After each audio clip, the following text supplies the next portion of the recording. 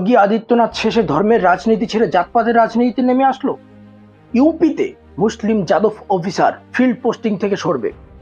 আমি আগেই বলেছিলাম, যারা ধর্ম নিয়ে রাজনীতি করে তাদের জাতের রাজনীতিতে নামতে 2 মিনিটও সময় লাগবে না।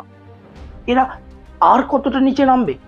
মুখ্যমন্ত্রী আদিত্যনাথ মুসলিম যাদবদেরকে এতটা ঘৃণা করে যে আগামী বিধানসভা উপনির্বাচনে মুরাদাবাদ বাদে সব জায়গায়, মানে কোনো জায়গায় মুসলিম যাদব অফিসার নেই।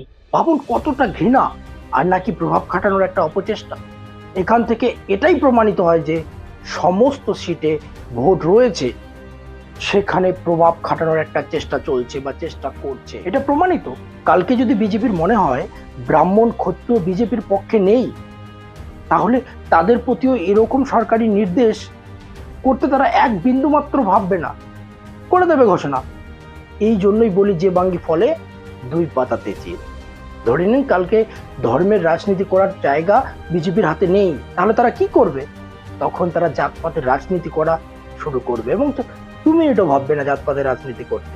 আদিত্যনাথ তো তার নমুনা দিয়েই দিল। স্বাধীন ভারতে এর আগে কখনো এরকম হয়নি, আমার জানা নেই এরকম হয়েছে কিনা। দৈনিক ভাস্করের খবর অনুযায়ী ইউপির বিধানসভা উপনির্বাচন থেকে মুসলিম যাদব অফিসারদের সরানো হলো। অখিলেশ যাদব এবং আসাউদ্দিন ওয়েসি স্বাভাবিকভাবেই প্রশ্ন তোলে, এবং প্রশ্ন তোলে এরকম ভাবে যে কি ভোট নিরপেক্ষ হবে, এরকমটাই প্রশ্ন তোলে তারা, যে ভোট কি নিরপেক্ষ হবে এভাবে। মনে আছে লোকসভা ভোটের সময় বিভিন্ন জায়গা থেকে খবর আসে, বিভিন্ন জায়গায় বিরোধীরা অভিযোগ তোলে, বিভিন্ন জায়গায় লোককে ভোট দিতে দেওয়া হয়নি, কিছু জায়গায় লোকের নাম ভোটিং লিস্ট থেকে গায়েব করা হয়েছে। এরকম অভিযোগ বিভিন্ন জায়গা থেকে উঠে, যে নির্দিষ্ট সম্প্রদায়ের লোকেদের ভোট দিতে দেওয়া হয়নি। এই খবর বিভিন্ন জায়গায় চাঞ্চল্য ছড়ায়। আর এখন এই ধরনের নির্দেশিকা, আসাউদ্দিন সাহেব এবং অখিলেশ যাদব কি বলেছে আমি পরে বলছি, তার আগে শুনুন খবর দৈনিক ভাস্করে কি প্রকাশ হয়েছে। আমি আপনাদেরকে বাংলায় পড়ে শোনাচ্ছি। সূত্র অনুযায়ী 2027 পর্যন্ত বিএলও, হিসাব রক্ষক, শিক্ষা আধিকারিক, বিডিও থেকে শুরু করে অন্য স্তরীয় মুসলিম এবং যাদব সঙ্গে সমাজবাদী পার্টির ভোট ব্যাংক ভাবা হয় এরকম জাতির কর্মচারী পর্যন্ত মূল ধারা থেকে বাইরে থাকবে। মূল উদ্দেশ্য প্রতিদ্বন্দ্বী প্রার্থীর প্রতিও নজর দেওয়া হচ্ছে। সরকারের বিশ্বাস, সমাজবাদী পার্টি কাটিহারিতে এবং মিল্কিপুরে পার্সি সমাজের প্রার্থী দেবে। এমতো অবস্থায় সরকার 2 বিধানসভা ক্ষেত্রে হিসাব রক্ষক থেকে শুরু করে ভোটের ব্যবস্থাতে জড়িত অন্য পদে যুক্ত কুর্মী এবং পার্সি জাতির কর্মচারীদের হাঁটানো শুরু করে দিয়েছে। এই রণনীতি বাকি 8টি বিধানসভা ক্ষেত্রেও নেওয়া হচ্ছে। দেখছেন, শুধু হিন্দু মুসলিমের রাজনীতি নয়, যাদব, কুর্মীদের এবং পার্সিদের প্রতিও এরকম অবস্থা।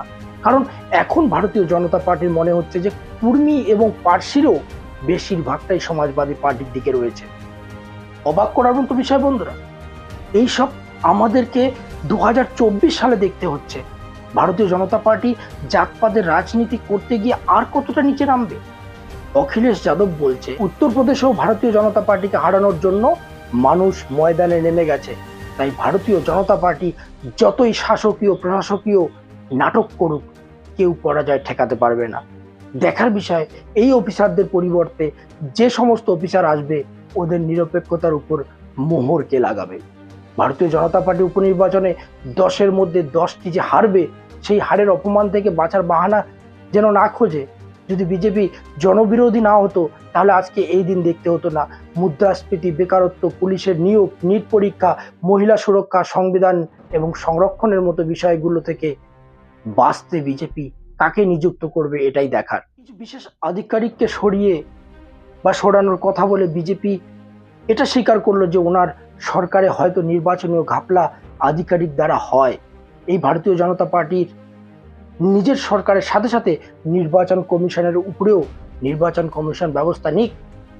এতটা ঘৃণা যাদব, মুসলিম, শিখ, পার্সিদের প্রতি।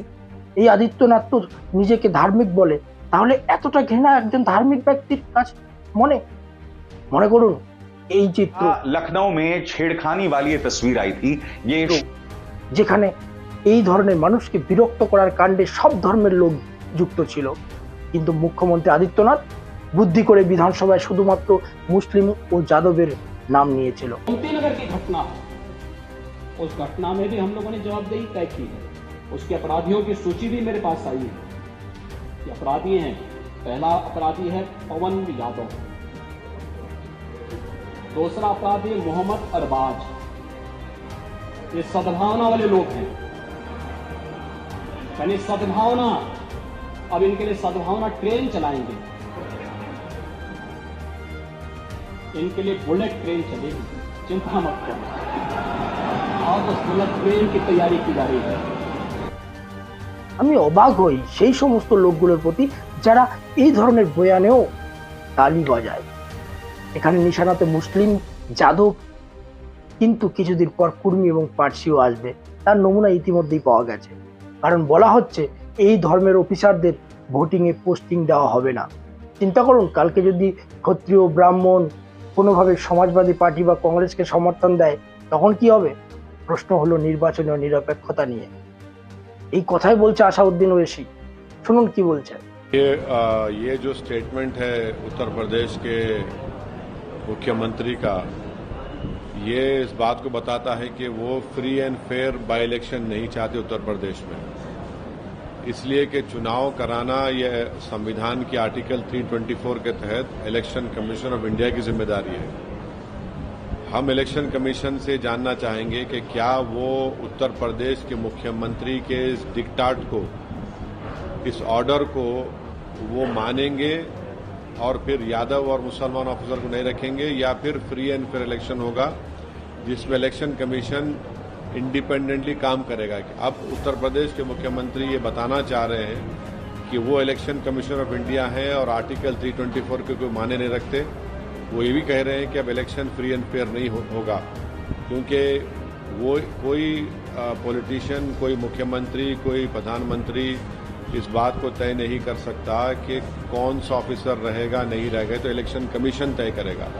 अब इलेक्शन कमीशन से हमारी अपील है कि जब मुख्यमंत्री ने ये बता दिया कि ये दो समुदाय के लोगों को वो नहीं रखना चाहेंगे, तो इलेक्शन कमीशन के ऊपर एक बहुत बड़ी जिम्मेदारी है कि वो उत्तर प्रदेश के मुख्यमंत्री को गलत साबित करें और ये जो 10 बाई इलेक्शन होंगे उसको फ्री एंड फेयर करवाएं। आपको लगता है कि इस तरीके से कोई कास्ट या फिर कोई रिलीजन को लेकर खासकर अफसरों के बारे में टिप्पणी करना? तो ये देखिए, जब गवर्नमेंट ऑफिसर होता है तो वो गवर्नमेंट ऑफिसर होता है, वो तो किसी कास्ट को या किसी रिलीजन को वो रिप्रेजेंट नहीं करता है, वो एक गवर्नमेंट का एम्प्लॉय होता है। और मुख्यमंत्री का ये कम्युनल बिहेवियर है कि वो गवर्नमेंट एम्प्लॉयज़ को भी अपने कम्युनल चश्मा लगाकर देखते हैं। तो ये तो उनका हमेशा से ही बर्ताव रहा। तो इससे ये मालूम होगा कि इससे मालूम होता है कि मुख्यमंत्री कितना नफरत करते हैं उन समुदायों से जिनका इन्होंने जिक्र किया है। এটাই হচ্ছে বন্ধুরা, ভারতীয় জনতা পার্টির নিম্ন থেকে নিম্নে নামতে সময় নিচ্ছে না। আর কতটা নিচে নামবে? নির্বাচনীয় নিরপেক্ষতা নিয়ে কি প্রশ্ন উঠবে? আর প্রশ্ন ওঠাটা স্বাভাবিক, কারণ বিগত দিনেও এই নির্বাচন কমিশনের ভূমিকা নিয়ে প্রশ্ন উঠেছে। বন্ধুরা, আপাতত এটুকুই, বাকিটা পরে দেখা হবে।